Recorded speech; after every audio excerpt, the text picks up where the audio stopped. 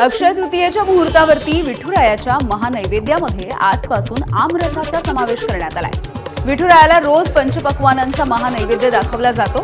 प्रत्येक ऋतुमानानुसार या महानैवेद्यामध्ये परंपरेनुसार बदल होत असतात। त्यामुळे आजपासून विठुरायाला आता महानैवेद्यामध्ये आमरसाचा स्वाद चाखता येणार आहे। आज देवाच्या महानैवेद्यामध्ये पहिल्या आंब्याचा रस ठेवण्यात आला। आजपासून आता रोज देवाला आमरस पंचपक्वान्न असणार आहे। आज अक्षय तृतीया, यथा देहे तथा देवे। आपल्याला जे पदार्थ आपण खातो तेच पदार्थ आपण देवाला पण दाखवतो।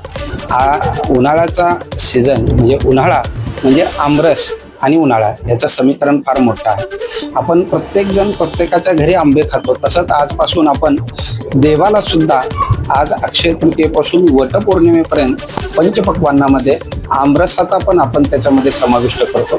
आज आपण देवाला आमरसाचा महानैवेद्य दाखवण्यास सुरुवात केलेली आहे।